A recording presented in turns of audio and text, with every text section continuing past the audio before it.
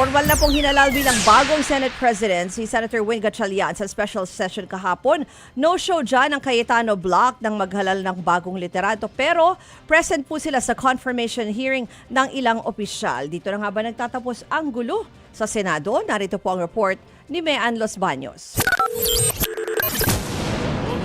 Of Senator Sherwin Gatchalian as Senate President of the Republic of the Philippines, say aye. Aye. All those against say nay. The ayes have it. Senator Sherwin Gatchalian is declared Senate President of the Republic of the Philippines. Unanimous ang nakuhang boto sa pamamagitan ng acclamation ni Senator Sherwin Gatchalian bilang bagong Senate President. 13 senador ang dumalo sa special session na ipinatawag ni Pangulong Bongbong Marcos. Sapat na bilang para formal na maluklok na lider ng Senado si Gatchalian. I, Sherwin Gatchalian, Having been elected to the position of Senate President. having been elected to the position of Senate President, Agad din siyang nanumpa ang nabakante namang pwesto ng Senate President pro tempore napunta kay Senator Tito Soto. Ang bumuo sa inaasam na 13 senators para magkakorum si Senator Joel Villanueva. Niyakap at inakbayan pa siya ng kanyang mga kapwa-senador pagdating niya sa plenaryo. Pinasalamatan ni Senador Ping Lacson sina Senators Villanueva at Chis Escudero na nag-over the bakod mula sa grupo ni dating Senate President Alan Peter Cayetano. I think I will be remiss of my duty and responsibility as a senator, colleague, and friend if I didn't thank and commend our two distinguished colleagues, Senator Chis Escudero and Senator Joel Villanueva, for responding to their higher calling for this chamber, our beloved institution known as the Philippine Senate.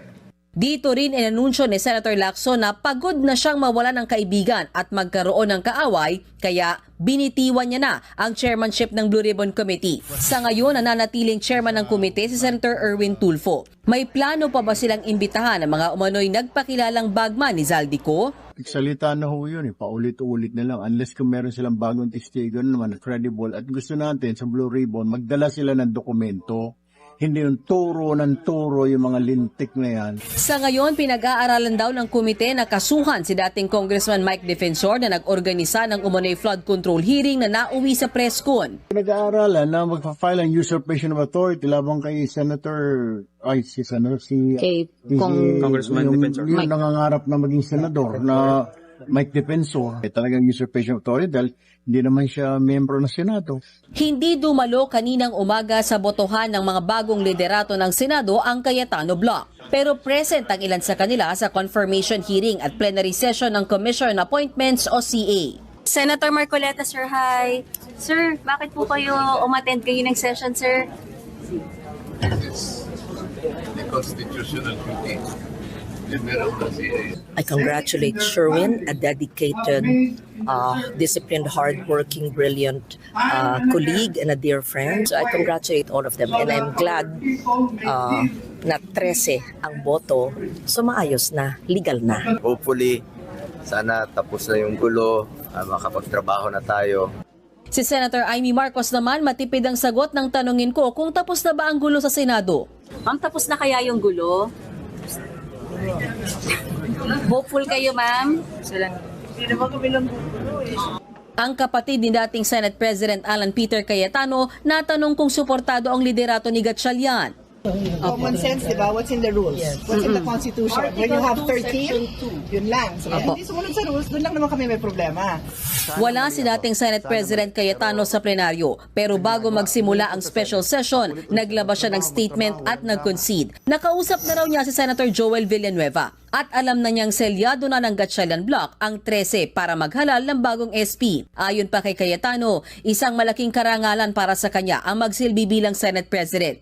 Kumusta naman kaya ang relasyon ni Cayetano at ni Senator Villanueva? We're brothers. At the end of the day. Para kay Senator Ping Lacson, senyales ang pagkakahalal ng bagong SP sa bagong simula matapos ang gulo sa Senado. Is this a fresh start for the Senate, sir? Yeah, press start. And sana everybody will start cooperating, including the members of the minority. Kasi wala na rin delulu di ba? Sa ngayon, nag-adjourn na ang special session ng Senado. Walang makapagsabi sa minority senators kung mababaliwala na ang hiling nila sa Korte Suprema na ibalik sa dati ang Senado. Mga kapatid, patuloy po kayong tumutok sa 105.9 True FM para sa totoong balita, impormasyon, music, and entertainment. Mag-subscribe sa aming YouTube channel at podcasts. At sundan nyo rin po kami sa Facebook, Instagram, X, TikTok sa True Network PH. Bisitahin din po ang aming website, truefm.ph at panoorin kami sa True TV Signal Channel 19. Kami po ang 105.9 True FM. Laging true sa'yo, kapatid.